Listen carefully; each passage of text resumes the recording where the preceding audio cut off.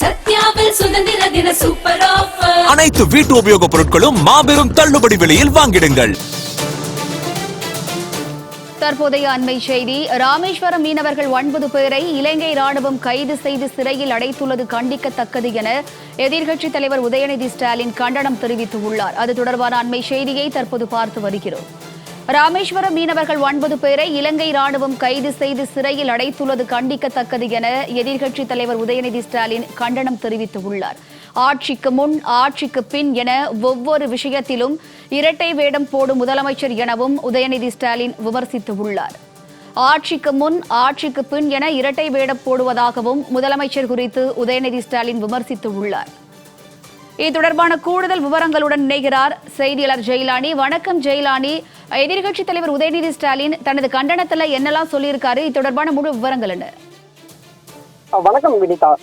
ராமேஸ்வரத்துல மீன்பிடி தொழில ஈடுபட்டு வந்த ராமேஸ்வரம் மீனவர்கள் இலங்கை ராணுவத்தால கைது செய்து சிறையில் அடைக்கப்பட்டிருக்கிறார்கள்.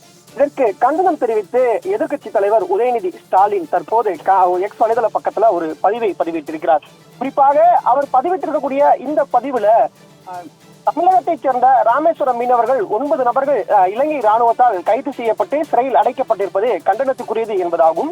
இந்த பிரச்சனை தொடர்பாக ஒன்றிய வெளியுறவுத்துறைக்கு அமைச்சர் இந்திய அரசு சார்பில், குறிப்பாக தமிழக அரசு சார்பில் வெளியுறவுத்துறைக்கு கடிதம் என்பது எழுதப்பட்டிருப்பதாக ஊடகங்களில் செய்தி வருகிறது.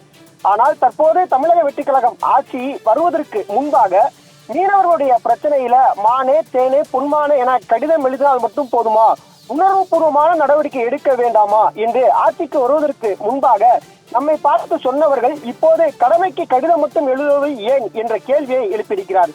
ஆட்சிக்கு முன் ஆட்சிக்கு பின் என ஒவ்வொரு விஷயத்திலும் இரட்டை வேடம் போடுவது போல மீனவர் பிரச்சனையிலும் இந்த சோபா மாடல் அரசு ஏமாற்றும் வேலையில் ஈடுபடக்கூடாது என்பதை சுட்டிக்காட்டியிருக்கக்கூடிய எதிர்க்கட்சி தலைவர் உதயநிதி ஸ்டாலின் இவர்கள் சொன்ன அந்த உணர்வுபூர்வமான நடவடிக்கை உடனடியாக மேற்கொண்டு இலங்கை சிறையில் வாடும் தமிழ்நாட்டு மீனவர்களை மீட்க வேண்டும் என்பதாக இதில் சுட்டிக்காட்டுகிறார்.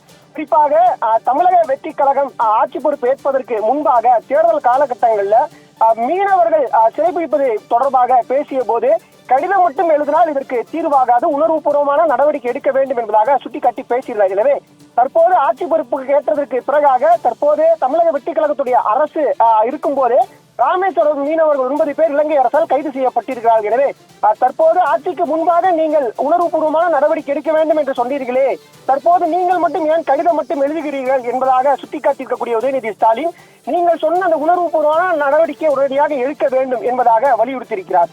கூடுதல் விவரங்களுக்கு நன்றி ஜெயலானி.